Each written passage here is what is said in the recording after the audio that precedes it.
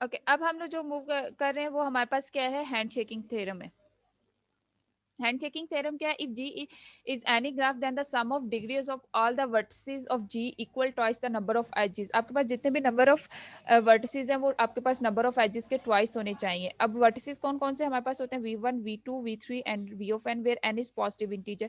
हमेशा याद रखना है आपके जितनी भी टोटल नंबर ऑफ डिग्री बनेगी वो आपके पास पॉजिटिव बनने चाहिए। अगर तो पॉजिटिव नंबर टोटल बनेंगे तो आपका ग्राफ पॉसिबल है, अगर पॉजिटिव नहीं होगी तो आपका ग्राफ जो है वो पॉसिबल नहीं होता। द टोटल डिग्री हम लोग फाइंड कैसे करते हैं, जी है, ये हैंडशेकिंग एल्गोरिथम थ्योरम को रिप्रेजेंट कर रहा होता है। G is equal to degree of v1 plus degree of v2 up to degree of v of n। ये हमारे पास v ऑफ n आ जाती है टोटल जितने भी नंबर ऑफ वर्टिसेस हैं उसके अकॉर्डिंग।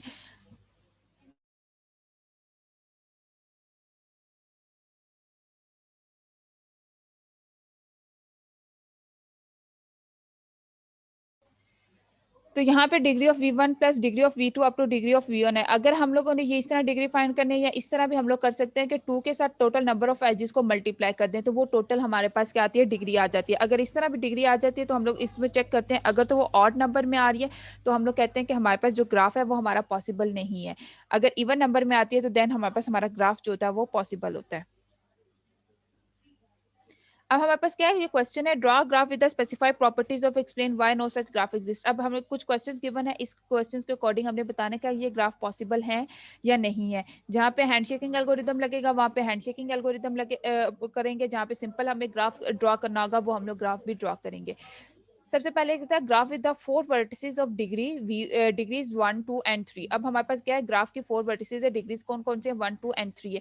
जैसे हम लोगों ने इन टोटल डिग्री ग्राफ की डिफाइन करने के लिए इनको ऐड किया तो हमारे पास 9 आ रहा था। तो 9 जो है वो हमारे पास क्या आ रहा है, ऑड इंटीजर आ रहा है। जैसे 9 ऑड इंटीजर आया तो हमने कह दिया कि हैंड शेकिंग थ्योरम के अकॉर्डिंग ये ग्राफ जो है वो पॉसिबल नहीं है। सेकंड था graph with the four vertices and degree. अब यहाँ पे क्या है, फोर वर्टिसेस हैं और उसकी डिग्रीज उसने गिवन कर दी है जिसमें 1 2 3 4 है। हमने जैसे इन टोटल डिग्रीज को ऐड किया तो वो हमारे पास क्या आ रहा है, 10 आ रहा है। तो इसका मतलब है 10 है तो ये इवन इंटीजर आ रहा है तो ग्राफ हमारे पास पॉसिबल है। लेकिन अब हमारे पास डिफरेंट सॉल्यूशंस हैं, टू सॉल्यूशंस हैं कि जिससे हम लोग ग्राफ जो है वो क्रिएट कर सकते हैं। फर्स्ट क्या है, हम लोग डिग्री 1 है, जैसे यहाँ पे देखो डिग्री ऑफ वर्टिसेस v1 की 1 कर दी, v2 की 2 कर दी, v3 की 3 कर दी और v4 की 4 कर दी। एक तो ये हमारे पास आ गई कि ये हमारे पास वर्टिसेस a1 है, ये इसको a b c d कर दिया। अब उसके अकॉर्डिंग हम लोगों ने इनकी डिग्रीज असाइन कर दी। लेकिन याद रखो हैंड शेकिंग थ्योरम के अंदर हमेशा हम लोग एक डिग्री कंसीडर करते हैं। अगर सिंपली हम लोगों ने 1 डिग्री वैसे ही आ गया तो हम लोग 1 कंसीडर करते हैं। लेकिन जब हम लोग हैंड शेकिंग थ्योरम अप्लाई करते हैं तो वहां पे जो लूप की डिग्री होती है वो हम लोग 1 ही कंसीडर करते हैं। और अगर वैसे ही विदाउट आप लोगों से पूछा जाए कि ये ग्राफ है और इसकी आप लोगों ने डिग्री बतानी है तब हम लूप की 2 डिग्री कंसीडर करते हैं। और जब हैंड शेकिंग एल्गोरिदम अप्लाई कर रहे होते हैं तब हम लोग कहते हैं कि इसकी 1 डिग्री कंसीडर की जाती है। तो अब यहाँ पे देखो सी है, सी के हमारे पास 3 नंबर ऑफ एजेस हैं, डी है, डी के हमारे पास 1 2 3 4 है। यहाँ पे इस टाइम पे हम लोग 4 करें, क्यों, हमने अभी सिंपली ग्राफ क्रिएट करें। लेकिन याद रखना ये बात कि जब भी हैंड शेकिंग थ्योरम में आपने डिग्री को काउंट करना है तो इस लूप की डिग्री को जब टोटल डिग्री ऑफ फाइंड करनी है तो वो 1 ही कंसीडर करनी है। और इसके बाद एक ये हमारे पास था, एक ये वे था कि हम लोग इस तरह ग्राफ क्रिएट कर सकते हैं और एक ये वे था कि हम लोग इस तरह भी अपना ग्राफ जो है वो क्रिएट कर सकते हैं। अब इसके बाद है suppose a graph has a vertices of degrees 1 1 4 4 and 6 6। How many edges does graph have. अब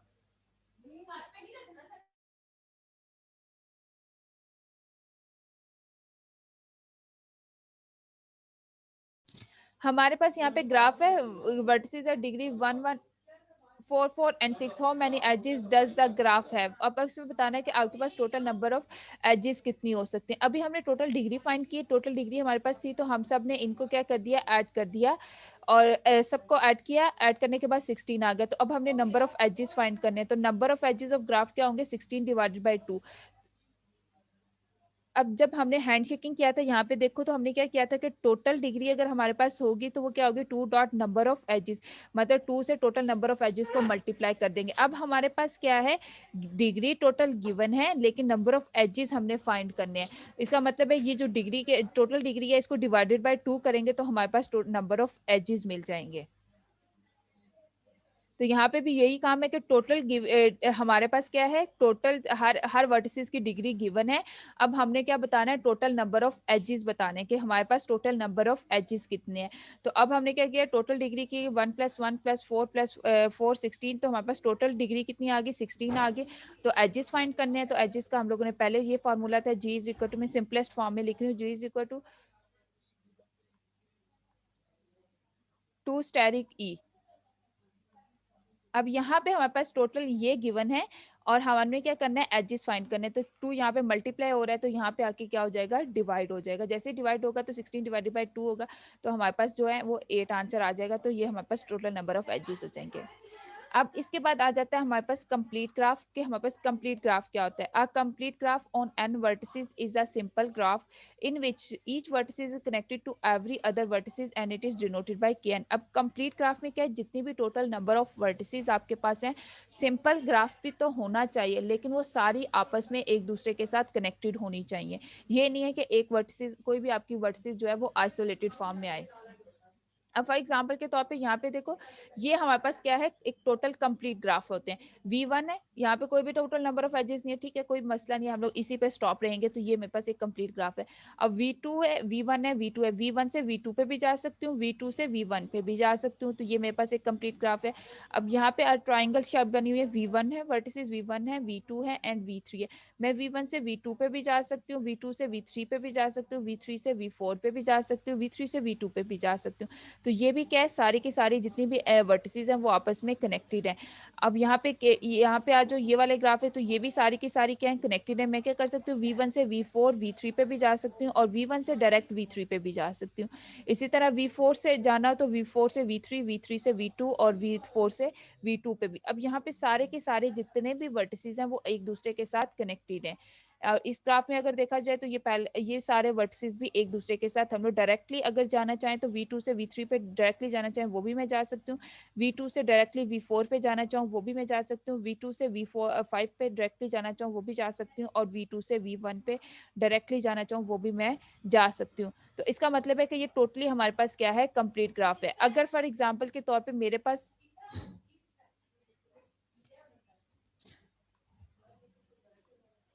V1 V2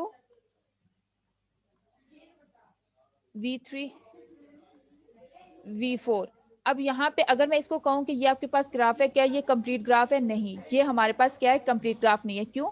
V1 से मैं डायरेक्ट V4 पे नहीं जा सकती, V1 से डायरेक्ट मैं V2 पे जा सकती हूँ या V3 पे जा सकती हूँ।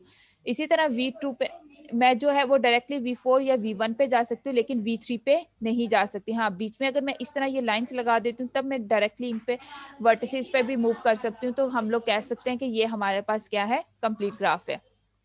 अब इसके बाद आ जाते हैं रेगुलर ग्राफ पे। अब हमारे पास रेगुलर ग्राफ क्या होता है? If a graph G is a regular of degree of K regular if every vertices of G as a degree of K. In other words, graph is regular, every vertices has the same degree.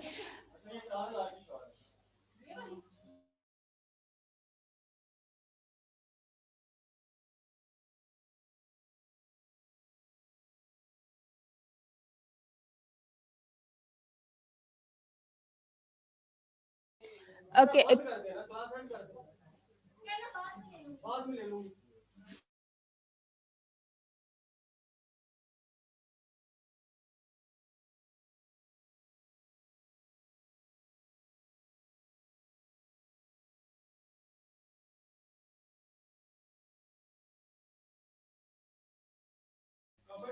Okay, complete graph में है ना, तो complete graph में हम लोग ने check करना है कि सारे की सारी वर्टिसेस आपस में क्या होनी चाहिए, कनेक्टेड होनी चाहिए। और जब हम लोग रेगुलर ग्राफ में आते हैं तो रेगुलर में ग्राफ में क्या है कि जो भी हमारे पास ग्राफ है उसमें टोटल जो डिग्री है हर वर्टिसेस की डिग्री सेम होनी चाहिए। अब यहाँ पे देखें तो यहाँ पे एक ही नो वर्टिसेस है, कोई भी हमारे पास डिग्री नहीं जा रही, तो इसका मतलब है इसमें 0 रेगुलर है। अब यहाँ पे अगर देखो तो यहाँ पे V1 की भी डिग्री 1 है, इसकी भी डिग्री 1 है, तो ये 1 रेगुलर है। अब ट्राइंगल में देखो तो हर वर्टिसेस की जो है वो 2 डिग्री है, तो इसलिए हमने कह दिया कि ये 2 रेगुलर है। यहाँ पे इसकी भी जो है हमारे पास 2 डिग्री है, यहाँ पे भी हमारे पास क्या है, इसकी भी 2 डिग्री है। अगर ये पेंटागन टाइप शेप बनी हुई है तो इसमें भी देखो तो हर वर्टिसेस की, ये फॉर एग्जाम्पल ये V1 है, ये V2 है, V3 है, V4 है, इसकी भी सबकी डिग्री क्या है, 2 ही आ रही है। अब यहाँ पे क्या है, क्वेश्चन है draw two 3 regular graphs with the 6 vertices. अब इसने कह दिया कि आपने 3 रेगुलर ग्राफ्स बनाने हैं, मतलब कि 3 डिग्री के साथ ग्राफ बनाना है, और वर्टिसेस कितनी है, हमारे पास 6 वर्टिसेस है।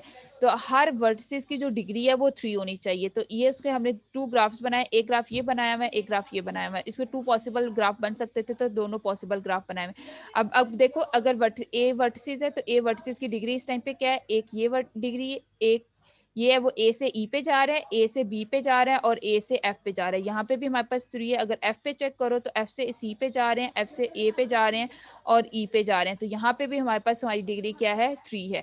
और सी पॉइंट पे भी देखो तो हमारे पास हमारी डिग्री 3 है, बी पॉइंट पे भी चेक करो तो हमारी डिग्री 3 है, और डी पॉइंट पे भी चेक करो तो हमारे पास हमारी जो डिग्री है वो भी 3 है। और इस ग्राफ में भी अगर यही है, इसी सेम एक और पैटर्न में ड्रॉ किया हुआ है, तो इसमें भी आपके पास हर पॉइंट के ऊपर डिग्रीज क्या है, वो 3 3 ही आ रही है।